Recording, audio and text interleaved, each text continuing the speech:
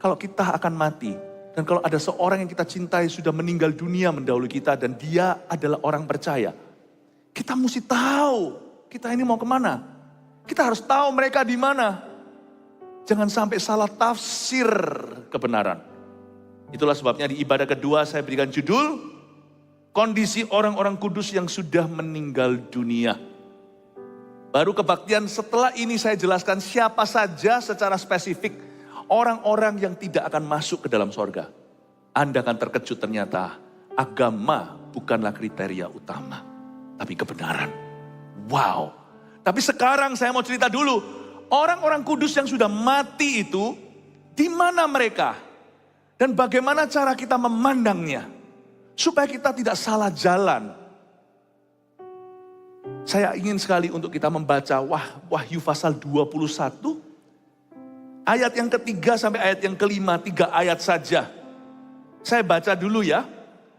Judulnya di Alkitab kita, Langit yang Baru dan Bumi yang Baru. Ayat 3 bunyinya, lalu aku mendengar suara yang nyaring dan tahta itu berkata, dari tahta itu berkata, lihatlah kemah Allah ada di tengah-tengah manusia. Dan ia akan diam bersama-sama dengan mereka. Mereka akan menjadi umatnya dan ia akan menjadi Allah mereka. Dan ia akan menghapus segala air mata dari mata mereka. Dan maut tidak akan ada lagi. Tidak akan ada lagi perkabungan atau ratap tangis atau duka cita. Sebab segala sesuatu yang lama itu telah berlalu. Ia yang duduk di atas tahta itu berkata, lihatlah aku menjadikan segala sesuatu baru. Dan firman-Nya, tuliskanlah karena segala perkataan ini adalah tepat dan benar. Kita baca bersama-sama dengan keras, lantang, dan tegas. Ayat 3 sampai 5, 1, 2, 3. Lalu aku mendengar suara yang nyaring dari tahta itu berkata, lihatlah kemah Allah ada di tengah-tengah manusia. Dan ia akan diam bersama-sama dengan mereka. Mereka akan menjadi umatnya dan ia akan menjadi Allah mereka. Dan ia akan menghapus segala air mata dari mata mereka. Dan maut tidak akan ada lagi. Tidak akan ada lagi perkabungan atau ratap tangis atau duka cita. Sebab segala sesuatu yang lama itu telah berlalu. Ia yang duduk di atas tahta itu berkata, lihatlah aku menjadikan segala sesuatu baru. Dan firman-Nya, tuliskanlah karena segala perkataan ini adalah tepat dan benar. Katakan amin. Yohanes melihat sebuah penglihatan di Pulau Patmos. Sebenarnya bukan hanya sebuah penglihatan. Yohanes itu dibawa untuk melihat. Luar biasa pengalaman Rasul terakhir yang tidak mati terbunuh, tapi mati tua. Karena Tuhan menyisakan sebuah pewahyuan. Dan Wahyu 21 tercatat sesuatu tentang hidup kekal kita. Tapi kita mesti percaya Yesus. Karena barang siapa tidak percaya kepada Yesus, tidak menerima Yesus, dia akan binasa. Yohanes 3:16 tadi yang saya kutip barusan. Tapi memperoleh hidup kekal, itu ada di dalam Tuhan Yesus. Kita mulai dengan ayat 3 dulu. Kita akan melihat kondisi orang-orang yang mati di dalam Kristus. Supaya kita yang hidup ini waspada. Supaya kita yang hidup tidak terlambat. Ambillah keputusan. Keselamatan itu dalam hidup ini. Bukan setelah kita mati. Setelah mati, kekekalan. Ayat 3, Yohanes berkata begini. Lalu aku, ini Yohanes, mendengar suara yang nyaring dari tahta itu. Berkata, lihatlah kemah Allah ada di tengah-tengah manusia dan ia akan diam bersama-sama dengan mereka. Berhenti di sana. Berarti di sorga ada kemah Allah. Kemah Allah ada di tengah-tengah manusia. Ini bukan kemah beneran. Ini bicara tentang hadirat Allah. Apapun penjelasan tentang sorga, fondasinya satu. Sorga adalah tempat tinggal Bapa yang Baka. Tempat tinggal Tuhan. Tuhan Yesus berasal dari sana. Turun dari sorga menjelma. Menjadi manusia. Lahir dari seorang perawan di palungan. Dia kembali ke situ. Hari ini kita merayakan kenaikan Tuhan Yesus. Sorga adalah tempat tinggal Tuhan. Rumah Bapa. Lihatlah kemah Allah ada di tengah-tengah manusia. Berarti hadiratnya itu fisik di sana. Tuhan itu seolah berjalan di tengah kita dan sungguhan kalau di situ. Di sini kita merasakan hadirat Allah. Di situ dia berjalan di tengah-tengah kita. Kemah Allah, lihatlah kemah Allah. Satu hal atau satu kesimpulan yang kita bisa ambil adalah di sorga tidak ada gedung gereja. There is no more church building di sorga. Gereja perjanjian baru itu ada di atas muka bumi. Di sorga nanti tidak ada gedung gereja. Tapi kemah Allah ada di tengah-tengah manusia. Yang ada adalah gereja yang sempurna. Roh orang-orang kudus yang sudah disempurnakan. Dari orang berdosa yang diselamatkan di atas muka bumi ini. Mereka yang lahir baru, lalu terjadi peperangan tiap hari mau hidup sesuai nafsu. Atau menurut Roh Kudus. Tapi waktu di sorga nanti, orang-orang yang sudah meninggal dalam Tuhan itu sudah sempurna. Mereka tidak lagi digoda oleh dosa. Mereka diberi tubuh kemuliaan, tubuh kekekalan. Kita itu nggak gentayangan. Tapi tidak disebut gedung satupun di situ. Yang ada hanyalah kemah Allah ada di tengah manusia dan ia seorang pribadi akan diam bersama-sama dengan mereka. We will be the perfect church in heaven. Karena itu Bapak Ibu Saudara, saya ajak kita untuk benar-benar menghayati firman ini. Dan kita harus tahu bahwa selama kita hidup bergerejalah dengan benar. Karena menikmati gereja secara gedung, secara organisasi ini semua hanya di atas muka bumi. Dan God has a purpose, Tuhan punya tujuan kenapa ada organisasi gereja, kenapa ada tubuh Kristus di bumi. Kenapa ada mempelai wanita, ini semua adalah sebutan gereja. Karena Tuhan ingin menajamkan iman kita. Tuhan ingin kita berkumpul menjadi satu komunitas iman. Dan jangan sampai gereja itu saling perang. Gereja itu bukan saingan, tapi saling melengkapi. Makanya itu di gereja kita tidak pernah serang-serang gereja orang lain di atas mimbar. Karena Tuhan memang sempurnakan semua gereja. Udah gak usah menoleh ke kiri kanan, mencoba ambil selumbar di mata orang. Balok di mata sendiri aja gak keluar-keluar.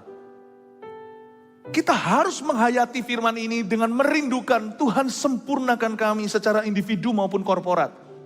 Gereja Mawar Sharon Surabaya Barat, lalu GMS di mana-mana ini yang sekarang menyebar, bahkan CG-nya di 15 negara. Kita punya satu tanggung jawab.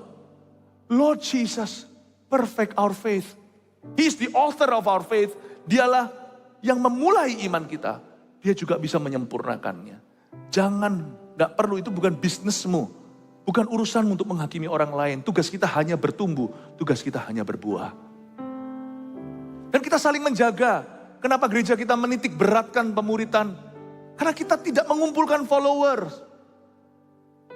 Kalau gereja mau begitu marketing namanya. Saya bisa aja pasang orang-orang yang draw the crowd atau yang menarik massa. Enggak, kita enggak bertumbuh dari massa. Kita bertumbuh dari bawah, grassroots. Pertumbuhan kita itu harus quality. Kita mengalami pertumbuhan, tapi biarkan pertumbuhan kita itu rimbun buah bukan rimbun daun. Itulah sebabnya dititik beratkan iman, pengajaran dalam gereja. Karena firman Tuhan itulah yang mencuci bersih mempelai wanita. Sehingga tidak ada kerut, tidak ada noda. Hadirat Allah, besi menajamkan besi, manusia menajamkan manusia. Jangan mudah quit, dikit-dikit quit. Dikit-dikit mau meninggalkan gereja. Nanti di sorga tidak ada gedung gereja, bukan berarti tidak ada gereja. Ada kemah Allah. Komunitinya tetap, hubungannya tetap, malah disempurnakan. Gereja itu tetap ada. Tapi umat Allah yang sempurna. Tahukah bahwa kehidupan kekal itu dimulai ketika kita mengenal Yesus? Sekarang ini kita sedang OTW, on the way ke sana. Yang kita bawa nanti bukan mobil perhiasan, yang kita bawa bukan properti kita, yang bawa bukan uang, bahkan badan kita ini pun debu menjadi debu, tanah menjadi tanah. Tadi kebaktian pagi saya jelaskan sampai ke kremasi. Kalau ada orang Kristen yang tidak dikremasi, alasannya bukan karena dibutuhkan balung tulang belulangnya untuk tubuh kemuliaan. Gak ada hubungan. Semua itu nanti baru, langit baru, bumi baru. Saya tetap pro kubur, menguburkan. Gak dibakar karena itu lebih tradisional, orang Kristen lebih mudah diterima. Tapi everything in heaven will be new. Tetapi satu hal yang akan tetap kita bawa itu adalah kerohanian. Yang kita bawa adalah hubungan kita. Heaven, sorga itu bukan tempat lupa, tempat demensia, tempat Alzheimer, tempat paralisis, tempat orang lumpuh, tempat orang tuli. Sebab waktu di sana nanti tubuh kita itu tubuh kemuliaan sempurna, tidak ada sakit penyakitnya. Sorga itu bukan tempat lupa, sorga itu tempat ingat. Ibadah satu, nanti dengar sendiri. Sorga itu tempat sosial, disebut kota yang kudus. It's a city. City atau hub orang multikultural di sana. Segala bahasa akan memuliakan Allah. Mereka semua bangsa dari segala ras di bumi satu hati, satu suara. Berkata Hosana, Hosana indah Hayas. Justru orang Alzheimer itu sembuh selamanya di situ. Orang lumpuh punya kaki berjalan. Orang buta punya mata melihat. Dan ini bukan khayalan, ini semua adalah firman. Sorga itu tempat ingat. Yang kita bawa itu kerohanian kita, iman. Imanmu itu paling berharga. Harta bisa amblas, gak apa-apa dicari lagi. Iman amblas, kau kemana? Jangan lepaskan imanmu pada Tuhan. Demi promosi di tempat kerja. Demi nikah campur supaya bisa menikahi dia, pindah agama. Don't do that. Karena karirmu di bumi tidak kau bawa. Jangan lepaskan itu. Imanmu itu equals atau sama dengan kekekalanmu. Jangan salah percaya. Jangan salah ikut si dia. Si diamu harus Yesus Kristus Tuhan. Amin Bapak Ibu. Apalagi yang kita bawa ke situ, hubungan kita itu dibawa. Jangan bingung gini loh, aku tuh punya seorang yang, si iniku atau si ituku sudah meninggal dulu. Dia ingat gak ya sama aku hari ini? Ingat. Asal dia matinya dalam Tuhan loh ya. Dia gak binasa. Dia tidak berada di api kekekalan. Tapi di sorga yang bakar. Dia ingat sorga bukan tempat lupa, tempat pikun. Sorga itu tempat ingat. Ada orang spekulasi nanti di sorga usia kita berapa. Ada yang spekulan berkata di usia-usia Yesus itu waktu dibangkitkan usia segitu. Saya gak berani mendahului firman. Pokoknya, we will be in our perfect state. Jadi jangan keluhkan semua kekuranganmu di dunia ini. Mujizat terjadi, amin. Saya percaya itu bagian dimensi kerajaan Allah. That the full manifestation of the kingdom, manifestasi penuh daripada kerajaan Allah akan didemonstrasikan detik kau mati. Atau detik Yesus datang kembali. Full demonstration of God's kingdom. Itulah sebabnya jangan keluhkan kalau kita ada kekurangan di hidup ini. It's okay lah. Hidup itu lose some, win some. Kalau bisa win all, nggak apa-apa. Makanya kita berusaha. Kalau kita nggak berusaha, biasanya kan lose all. Kita berusaha aja masih lose some kok. Fight the good fight of faith. And don't lose your heart. It's not the end in this life. Berjuanglah dalam perjuangan imanmu, tapi jangan sampai hambar hatimu atau tawar hati. Sebab di hidup ini tidak ada kiamat bagi orang yang percaya Tuhan. Masih ada nextnya. Hubungan kita akan continue. Kemah Allah itu berarti ada kemah. Di dalam kemah itu ada fellowship. Kemah pertemuan itu adalah the fellowship of the Lord atau menjadi tabut persekutuan Tuhan dengan umatnya. Itu kemah pertemuan. Di situ ada tunasnya. Tongkatnya Harun yang bertunas. Di situ ada manna, makanan rohani mereka. Di situ juga ada 2 loh batu. Semua hubungan kita akan continue. Cuman tentunya beda kodenya dengan sekarang. Karena kita sekarang masih ada virus-virus itu namanya curiga, masih bisa kepahitan, masih bisa kecewa. Kita masih bisa mengecewakan orang. Hal-hal itu semua lenyap nanti. Surga. Entah gimana caranya, don't ask me. Tuhan itu maha bisa. Kemah Allah ada di tengah-tengah manusia. Tapi ini juga bicara tentang kemah pertemuan. Coba katakan kemah pertemuan. Yang keras, kemah pertemuan. Saya jelaskan ya. Ini sekarang saya jelaskan orang yang sudah mati dalam Tuhan. Mereka tidak mati, mereka hanya meninggalkan dunia. Mereka ke tempat lain. Lihatlah, kemah Allah ada di tengah-tengah manusia, garis bawahi kata di tengah-tengah manusia. Dialah kemah pertemuan antara orang kudus yang masih hidup dan yang sudah mati. Dan ia akan diam bersama-sama dengan mereka. Saya ulang, ini agak perlu mencerna, follow me. Ikuti saya. Ini akan mengkoreksi praktek-praktek kita yang salah sebagai orang Kristen, tapi yang masih terlibat dalam penyembahan berhala yang sia-sia. Lihatlah, kemah Allah ada di tengah-tengah manusia. Jadi ada kemah Allah di tengah-tengah manusia, dan ia akan diam bersama-sama dengan mereka. Hadirat Allah lah kemah pertemuan di tengah-tengah antara orang kudus yang masih hidup dan orang kudus yang sudah mati. Dan orang kudus yang sudah meninggal dunia dan mereka yang masih hidup di dunia tidak boleh berkomunikasi. Karena Tuhanlah kemah pertemuan di tengah-tengah. Paham maksud saya jelaskan supaya Anda mengerti. Saya minta 2 orang datang ke sini sukarela. Cepat aja, 1 dari sini, 1 dari situ. Baik, cepat. Segera maju ke sini. Mari Pak, silakan. Ya, boleh. Maju 1. 1 lagi, 1 orang lagi. Oke. Sama sekalian. Sama 1 orang. Terserah, ayo cepat. Kriternya aja. Iya, oke. Lihat ya. Misalkan, shoot dulu siapa yang mati. Jentau Sutopu. Oke. Ya, jadi yang kalah siapa? Yang mati ya, sorry ya. Tapi saya doakan supaya panjang umur ya. Ini cuma ilustrasi, oke? Yang mati kan? Yang mati sebelah sini. Yang hidup sebelah sini. Zaman sekarang memang susah dimengerti. Yang muda mati dulu kadang-kadang. Nggak tentu memang. Tapi misalkan ini father and son. Ayah dan anak. Siapa sih mau menguburkan anaknya? Pasti semua orang tua ingin dikubur anaknya. Tapi misalkan ini meninggal dulu. Sama-sama dalam Tuhan nih.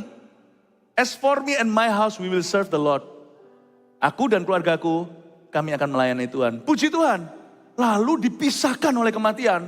Ini mati duluan bersama dengan Tuhan. Hilang kan? Debu menjadi debu, tanah menjadi tanah. Papanya sedih. Pak, tolong sedih. Langsung sedih. Sedihlah, berkabunglah, menangislah dengan orang menangis. Tapi orang yang sama-sama, orang dalam Tuhan, punya pengharapan. Dan kalau seluruh keluarganya diselamatkan, bukan hanya dia yang punya pengharapan, seluruh keluarga punya pengharapan. Makanya itu kalau ada di sini yang masih tersisa belum terima Tuhan, masih ikut tradisi nenek moyang, cepatlah bersatu dengan iman sisa rumahmu. Supaya jangan terpisah ya Pak, betul ya, sorga dan neraka.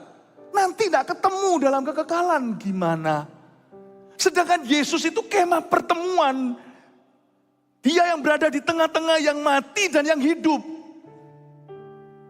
Ini sudah mati, sudah di sorga, ini di dunia. Yesus itu kemah pertemuan di tengah. Yang berjalan di tengah-tengah manusia, gandeng tangan saya, yang meninggal, yang sudah mati maupun yang hidup. Sama-sama dalam hadirat Allah. Cuman gak boleh komunikasi. Kreatif Ministry rekrut Bapak ini. Luar biasa, ini greeter ciamik, ini lebih ciamik lagi. Bisa drama luar biasa, kasih tepuk tangan untuk mereka dulu. Belum selesai nih. Kalau mereka sama-sama dalam Tuhan, sebenarnya mereka tidak pernah berpisah. Karena ketemunya di hadirat Allah. Karena mereka ketemu di tengah, tapi nggak boleh komunikasi. Kalau komunikasi itu terlalu bahaya, karena antara sorga dan dunia, ada langit yang kotor penuh peperangan rohani dan tipu muslihat iblis. Kalau komunikasi nanti itu akan disusup oleh roh-roh jahat dan tipu muslihatnya. Nanti arwah-arwah bicara itu bukan arwah, itu setan menyamar. Saya kasih 1 titik yang jelas bukan koma. Orang Kristen tidak boleh percaya kita bisa komunikasi sama arwah. Enggak ada itu setan semua. Di kuburan terus ada setannya, ini baru mati lalu bicara lewat mimpi. Itu setan, tengking lah. Sebab orang hidup dan mati, kata Yesus dalam perumpamaan, yang satu berada meringkuk di neraka, si orang kaya, yang satu lagi Lazarus berada di pangkuan Abraham. Dan Tuhan berbicara perumpamaan itu, Abraham berkata begini, ada sebuah jurang yang tidak terseberangi antara kau dan dia. Gak boleh komunikasi, terlalu riskan. Semua itu ketemu di Tuhan. Tuhanlah kemah pertemuan atau kemah Allah yang berjalan di tengah. Kondisi orang kudus yang sudah mati ini fine-fine saja. Cuman mereka tidak boleh komunikasi. Jadi sama-sama dalam hadirat Allah, kemah pertemuan di tengah. Kalau Anda kangen, papanya kangen sama anak mendiang, deket aja sama Tuhan, tidak usah bicara sama anaknya tuh nggak bisa dengar. Nanti kalau ngomong sama anaknya, setan yang muncul. Karena kesesatan yang tiba. Karena Tuhan tidak ajarkan itu. Kalau Anda kangen sama anak Anda yang barusan sudah meninggal ini, deket aja sama Kristus. Sebab Roma 8 katakan, sebenarnya dalam Kristus, tidak ada yang bisa memisahkan kita dari kasihnya. Dengan kata lain, mereka sebenarnya nggak pernah berpisah. Nggak pernah berpisah. Cuma dipisahkan dengan hidup sekarang, terus pegang dulu, nggak pernah berpisah. Cuma bedanya beda dunia. Tapi dipersatukan di kemah pertemuan di tengah, yaitu dalam hadirat Allah. Amin Bapak Ibu Saudara, begini. Coba komunikasi boleh nggak? Jangan. Terlalu banyak setan di tengah. Mau komunikasi sama orang yang telah meninggalkanmu, komunikasi aja sama Tuhan. Atau Tuhan take care dia dalam pangkuannya Abraham. Lagi jalan ke situ. Ini dia kemah pertemuan. Orang-orang kudus yang telah meninggal, mereka sempurna di tangan Tuhan. Jangan doakan. Yang hidup gak usah doakan yang mati. Jangan sok suci. Yang mati lebih suci daripada yang hidup. Mau doain apa? Sini masih tubuh Adam dan Hawa, ini tubuh kemuliaan kok. Mau doain apa? Tuhan aku doakan supaya dia bisa kasih makan. Sini yang kelaparan ini gak bisa lapar lagi. Apapun yang kau doakan untuk orang yang sudah meninggal dunia menyinggung Tuhan. Kayak Tuhan gak becus lu. Pegang anakku atau papaku, atau engkongku, atau mbahku, atau saudaraku, atau keponakanku, atau tanteku, atau suamiku, atau istriku. Gak usah gurui Tuhan. Kalau dia sudah di tangan Tuhan kemah pertemuan, dia jauh lebih baik dari dirimu di dunia ini. Anda boleh kangen sama orang yang meninggalkan. Tapi jangan merasa sorry untuk mereka. Kalau mereka dalam Tuhan. Kecuali apabila dia meninggalnya di luar Tuhan. Gak ketemu. Karena orang yang meninggal di luar Tuhan,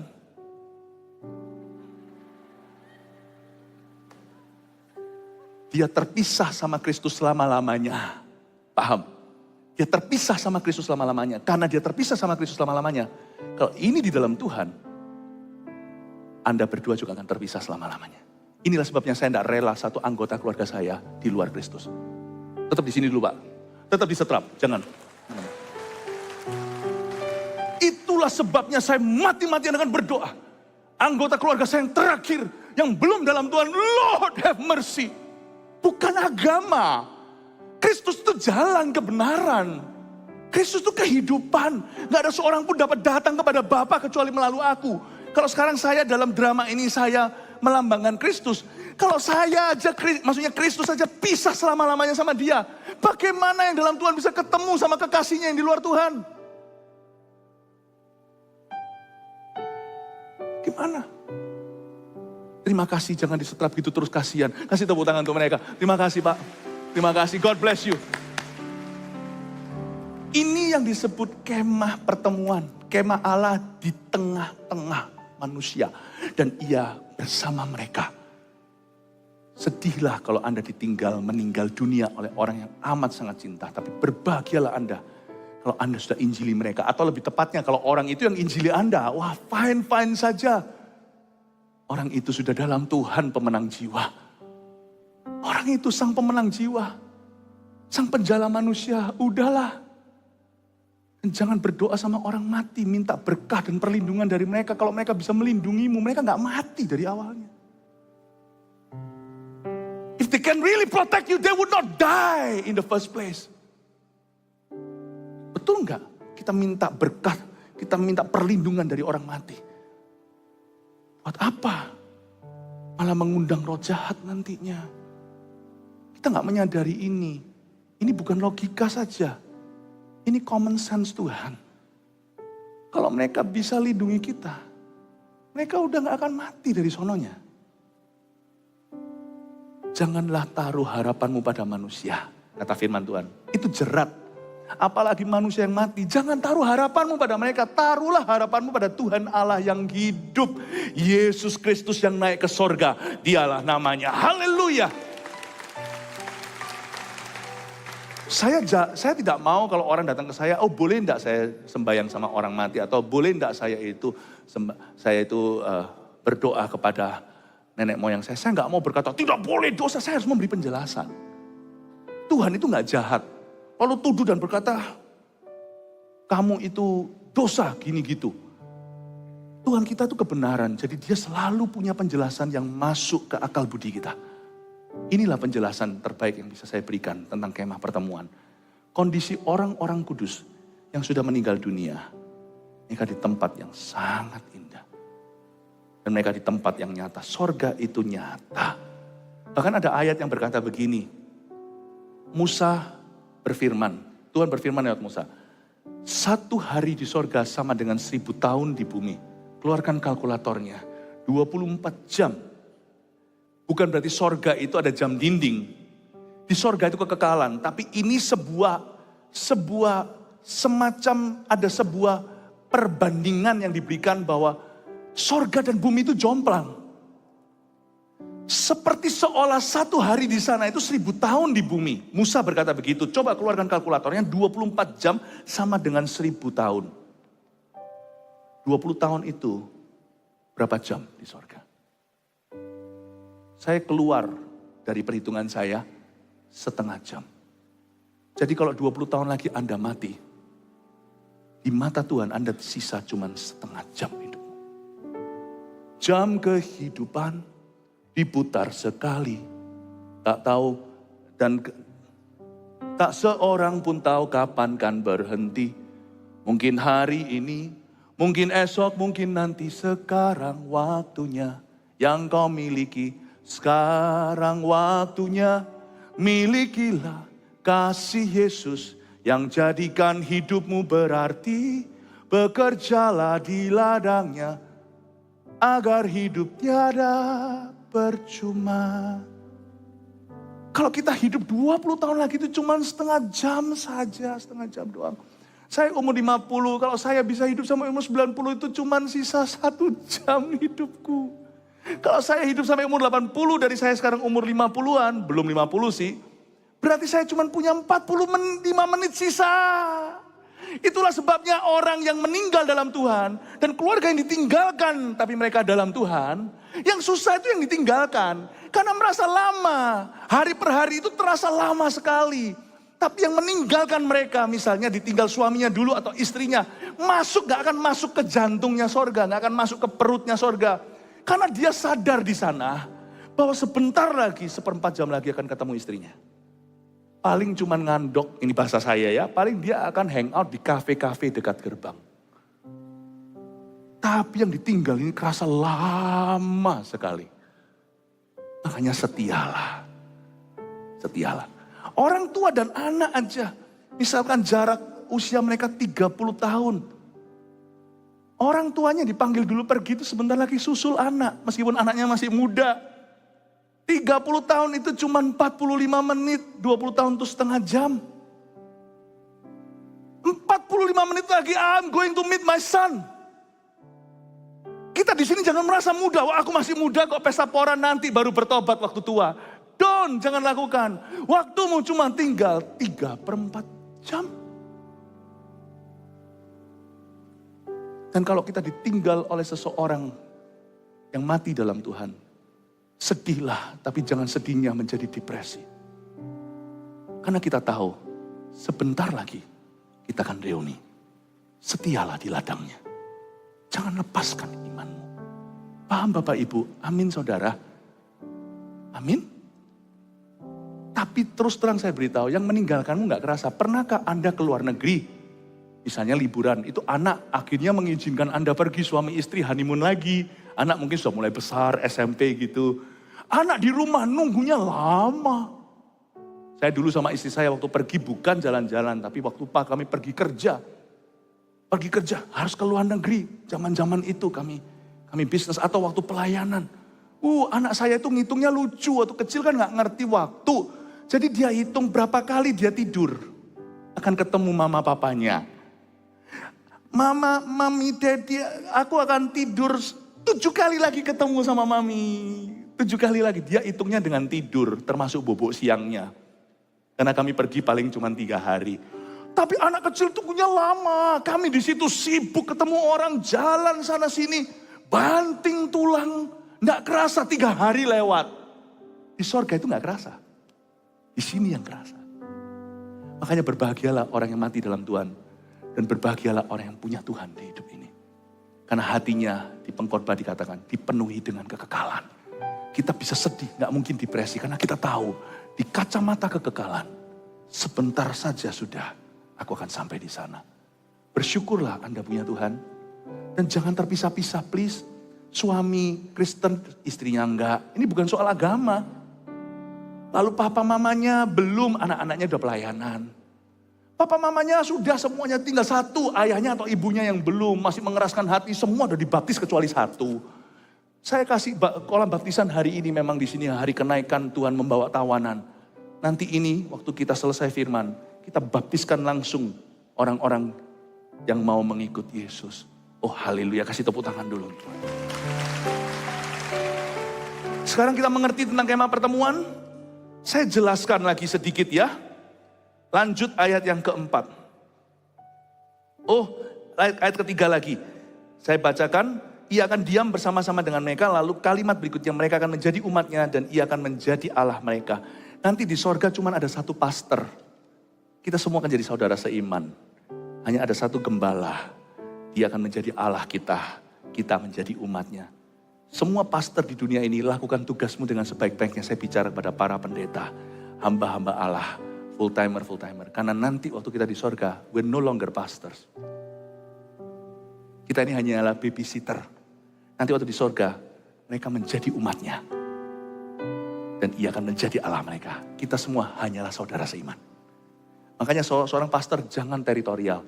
Seorang hamba Tuhan jangan merasa memiliki atas umat Tuhan. Dan menggembalakan mereka dengan paksa. Atau dengan tangan besi juga. Gembalakan mereka dengan teladan. Bapak Ibu Saudara, tugas kami termasuk saya itu sampai di bumi atau sampai akhir hayat saja. Untuk bisa jaga memberi makan seperti ini itu cuman sementara. Someday we're equal. Hanya satu pastormu, Pastor Yesus. Dia akan menjadi Allah mereka. Karena itu jangan jadi gembala yang pandir. Jangan gebukin dombanya. Jangan dijadikan lem chop mereka. Jangan pukuli sesama hamba Allah. Nanti Tuhan yang datang, Tuhan itu datang dengan murka dan berkata, kau hamba yang jahat. Karena Tuhan berkata mereka akan menjadi umatnya, dia menjadi Allah mereka, dia menjadi gembala agungnya ayat 4. Dan ia akan menghapus segala air mata dari mata mereka. Berhenti di sana saya jelaskan. Air mata apa saja yang akan dihapus oleh Tuhan, tuliskan.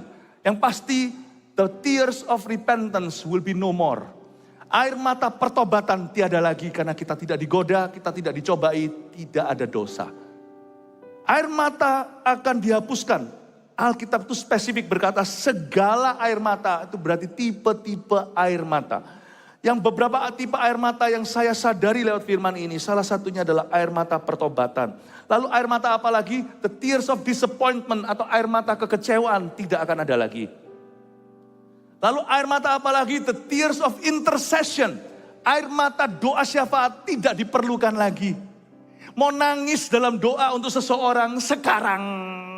Karena nanti kita tidak perlu nangisi siapa-siapa lagi. Tuhan hapuskan air mata dan yang di neraka meringkuk sudah bukan tugas kita. Tuhan ini tugas kami itu di bumi. Beri keberanian bagi kami itu di sini.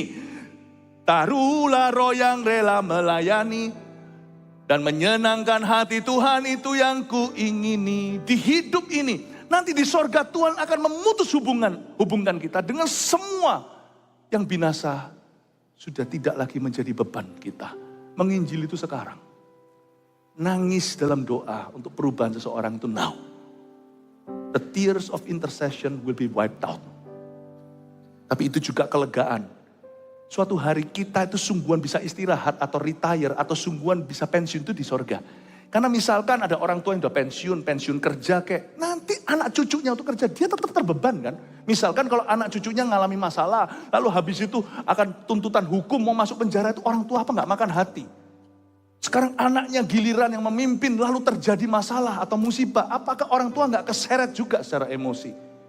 Sebagai pendeta juga sama. Kalau misalnya nanti keturunan kita anak rohani atau anak kandungnya, cucunya, lalu mereka pelayanan, lalu mereka mengalami sesuatu, lalu nanti akan dianiaya, diserang sama orang, apalagi kalau terjadi skandal, apa nggak ikut hatinya itu menderita? Sampai kapanpun kita mati, kita akan ada tears in our eyes, intercession. Gak ada istirahat. Makanya Alkitab mengatakan dengan jelas di kitab Wahyu lainnya, di ayat lainnya, dan mereka telah beristirahat dari jerih payah mereka. Orang-orang yang pakai baju putih itu loh, yang berada di bawah altar, ada ayatnya. Mereka telah istirahat, rest, they have rested from their labor. Luar biasa, suatu hari di surga, ini gak perlu nangis lagi. Saya udah gak perlu berdoa, orang sudah ketemu sama Yesus muka dengan muka, kok ngapain doa dengan iman? Air mata ini akan dihapuskan. Selain itu, mau tidak akan ada lagi. Dan tidak akan ada lagi perkabungan atau ratap tangis dan atau duka cita. Tuhan bukan ambil sadness atau kesedihan, tapi Tuhan ambil alasan untuk sedih. Kalau Tuhan ambil air mata kita kan jahat. Pernahkah Anda itu nangis gak keluar air matanya? Kan jahat. Yang Tuhan ambil itu bukan air matanya. Kalau disebut di sini Tuhan menghapus air mata itu, Tuhan hapus alasannya. Kasihan kalau orang berkabung. Orang berkabung gak boleh nangis. Jangan nangis, cengeng kamu. No. Saran saya kalau Anda berkabung, nangislah. Nangislah senangis-nangisnya. Kalau Anda tidak bisa lewati grief atau pergabungan, Anda tidak akan pulih. Nangislah. Jangan hakimi mereka nangis suruh ketawa. Bukan musimnya. Bayangin kalau mau nangis tidak bisa nangis. Ada orang kan kematian seseorang, dia gak bisa nangis. Itu nanti bisa depresi. Kan kasihan kalau harusnya nangis tidak ada air mata. Berapa orang sakit matanya kering, perlu tetesan, itu mahal. Air mata itu gak free, dikasih karunia itu hargailah. Gak nangis, gak bisa. Tuhan tidak menghapus air mata kita dengan mengambil air mata kita. Tuhan menghapus air mata kita dengan mengambil alasan kita bersedih. Di sorga tidak ada alasan kita bersedih. Cabut secara kekal oleh Tuhan. Salah satunya yang saya jelaskan di ibadah satu tadi adalah Tuhan meniadakan laut, oceans apart. Ada sungai di situ, ada lake kali, ada danau. Tidak ada laut, berarti tidak ada perpisahan sementara. Tidak ada perpisahan selama-lamanya. Satu huruf atau satu kalimat yang dihapus, yang dicabut dari mulut manusia di sorga adalah goodbye, see you later. Gak ada. Cabut sama Tuhan. Tidak ada perpisahan. Sebuah tempat yang terindah tidak ada perpisahan di dalamnya. Dan dia akan menghapus air mata. Sebab ayat 4 kalimat terakhir, sebab segala sesuatu yang lama itu telah berlalu. Saya ulang lagi, sebab segala sesuatu yang lama itu telah berlalu. Ada 3 hal yang akan berlalu. Anda lebih baik mencatat loh gini-ginian. Itu 3 S yang saya tulis di Alkitab saya. 3 hal ini berlalu. Sin, suffering, and Satan.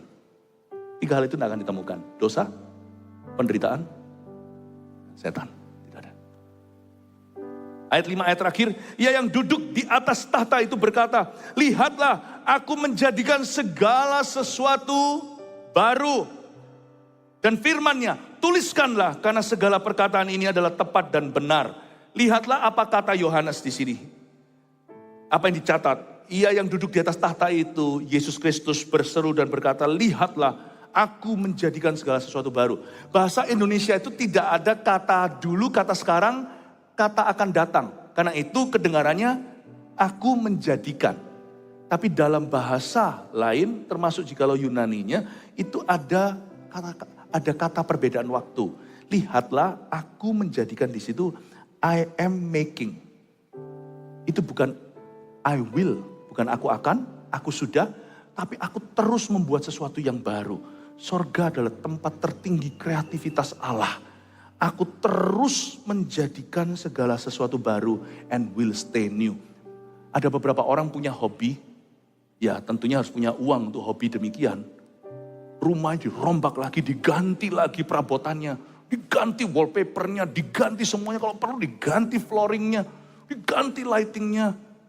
Hanya orang tertentu yang bisa melakukan itu. Di sorga tidak akan ada a dull moment dalam bahasa Inggrisnya. Tidak akan ada masa-masa boring, itu tidak ada.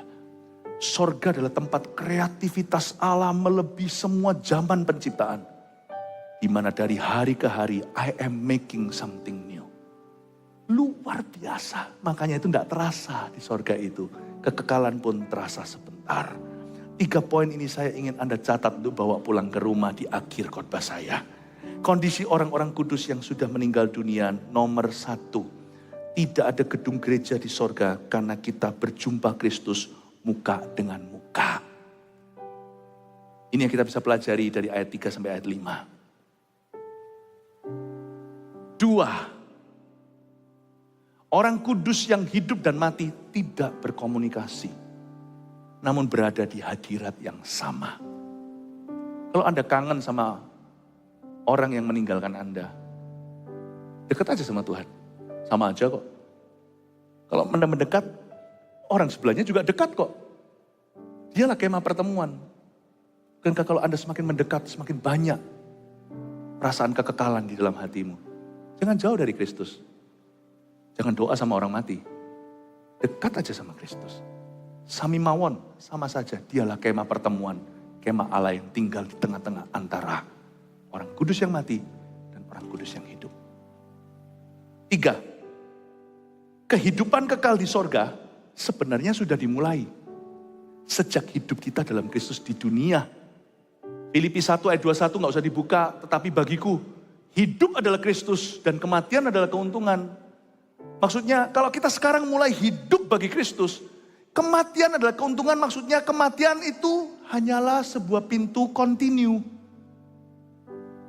Jangan percaya orang berkata kita sudah di sorga, jelas-jelas belum loh. Baca koran, coba lihat berita, kita belum di sorga. Setan di mana-mana. Sorga tidak ada setan, no sin, no suffering, no Satan. Tapi kehidupan kekal sudah dimulai sejak kita terima Tuhan. Memang kita masih terjebak dalam kemah, bukan kemah pertemuan. Kemah Adam dan Hawa. Kita harus hidup oleh roh, bukan oleh daging kita. Tiap hari ada peperangan dan perjuangan, belum selesai nih. Belum wisuda. Tetapi sebenarnya roh kita itu akan kembali ke Bapa. Kehidupan kekal itu sudah mulai sejak kita kenal Tuhan. Dan nanti waktu kita mati atau Tuhan datang kembali, dalam sekejap mata kita akan diubahkan. Bapak, Ibu, Saudara, saya berdoa supaya Anda semakin menyadari betapa pentingnya keselamatan. Betapa pentingnya seluruh keluarga diselamatkan. Jangan main-main soal keselamatan, karena tidak ada api penyucian. Itu tidak alkitabiah. Tidak ada, kalau ada api penyucian, buat apa Yesus mati mengenaskan? Buat apa saya kasih ginjal saya satunya kepada Anda, kalau ternyata minum obat aja bisa? Buat apa? Sampai seorang ibu waktu melahirkan anaknya suruh pilih mama atau anak. Akhirnya mama yang berkorban, matilah dia. Ternyata ada jalan lain kok. Tidak ada api penyucian. Bagi setiap orang hidup hanya sekali. Lalu kemudian penghakiman. Keselamatan itu sekarang. Menyelamatkan orang juga sekarang. Bukan kita sih, Yesus yang menyelamatkan. Tapi kita bisa tuntun orang pada kebenaran. Saya berdoa di tahun 2023, keluarga kita semuanya, seluruh isi rumah tangga kita, diselamatkan. Haleluya, kasih tepuk tangan untuk Tuhan.